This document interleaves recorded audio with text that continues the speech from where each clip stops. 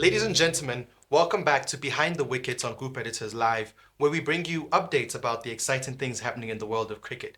This is our very first recording for 2025, so I want to wish you a very happy new year.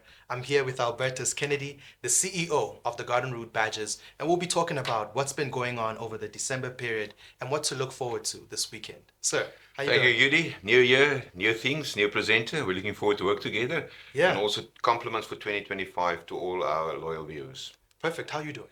I'm fine, thanks. Back Great. at work. Exactly. Positive. So, December, the Cricket South Africa Khaya Majola Under-19 National Tournament took place. That was very exciting. Tell us a little bit about the performance of the Garden Route Badgers. Yes, the tournament took place in Cape Town, beautiful Cape Town. The Badgers Under-19 team had a reasonably successful tournament. Nice. They won 3 out of 5 games. They ended up as the winners in their respective pool in the gold section. The gold section, obviously the platinum section is the premier section, where they played against Eastern Province in the final. Unfortunately, they lost by 22 runs to qualify for promotion to the platinum section. I think if we look at the performance, that the pipeline of Southwestern District Youth Cricket is very healthy. Yeah, and I mean something very exciting that came out of that was actually a player getting selected for the SA schools team. Talk to us about that from the Garden Route Badgers. Yeah, that's a credible performance and achievement. Inti Kini, only 17 years old, from Tembale to high school here in George. He was selected for the South African schools team. The South African schools team gets selected upon conclusion of the Khaya Majola tournament. And then on the day thereafter, they play a game against the SA Colts. He played for the SA Colts last year.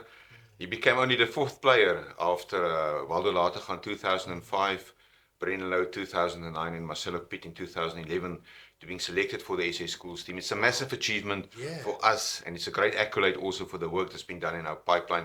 And congratulations to Inati. Upon conclusion of the tournament, the past week was also the South African Schools Cups tournament. That's the elite players in under-19 division that took place in Stellenbosch. He played for the Southern Superstars. That's the Western Cape-based team. That team is also coached by our coach, Wynand Ridder. Had also a very successful tournament, and he was also selected for the South African under-19 team that will play in a one-day series against England later this year in Cape Town. So congratulations to Inati, to his family, and to everybody that's been involved in his progression as a cricket player. And on top of that, the South African Girls Under-19 tournament took place in Durban, and there were 2 players that were selected for the SA Under-19 Girls Phillies team. That is Imi K. Sampson, she's from Oudtshoorn, and Mariana Breed, a scholar at Outeniqua High School. So we're very proud on that. Yeah, that's amazing news. You know, a lot is going on, and these players are getting an opportunity to be exposed. So that's also good in a national level. Excellent. Something that's also, you know, happening now is Six Gun Grill SWD club competitions is resuming now after the holiday break. So before we talk about the fixtures for the weekend, let's talk about the log standings and where the team is in terms of that. Yeah, the pool stage of the Premier League competition has reached its halfway stage. Every team, there are 8 teams, played 7 matches. A little bit of surprise, top of the log at 29 points. Sussex Cricket Club, they've been promoted at the beginning of the season to the Premier League. Union Stars 1 is on 2nd position, also on 29 points. But Sussex first because of the better overall net run rate.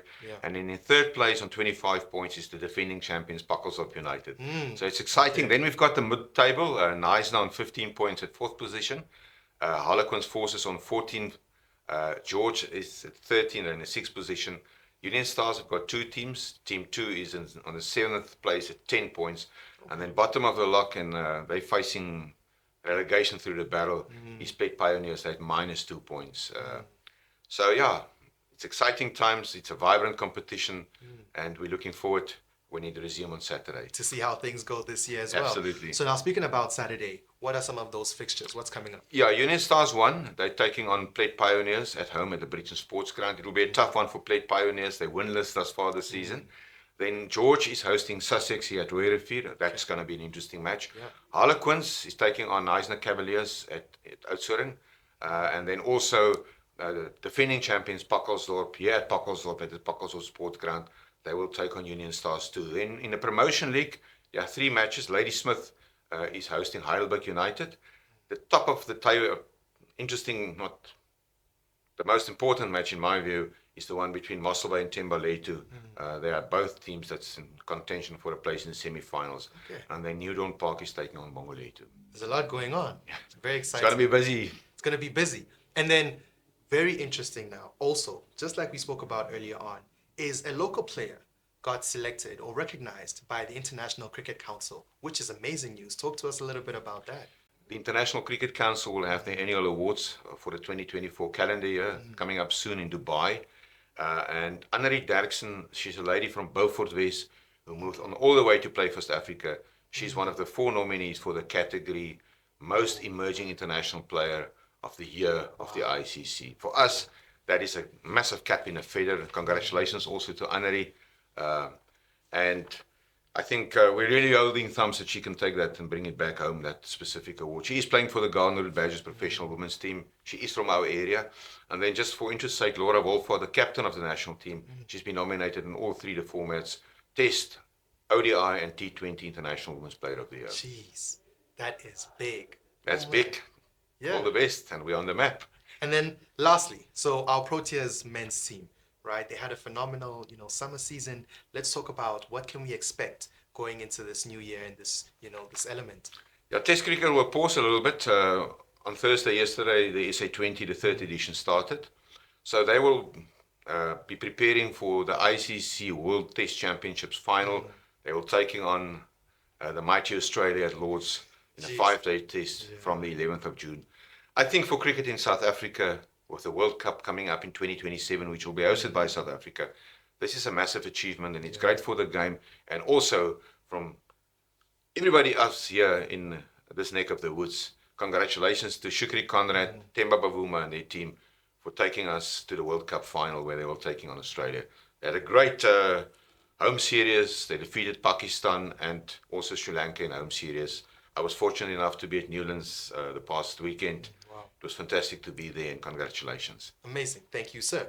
That's good. You guys have heard it. The exciting world of cricket has a lot going on, and we'll be here every week to tell you about what's coming up behind the wickets on Group Editors Live with Albertus Kennedy. There's a lot to do. There's a lot to learn. Join the game and enjoy that. Enjoy 2025. Thank you, Yuri, and the same to all our viewers.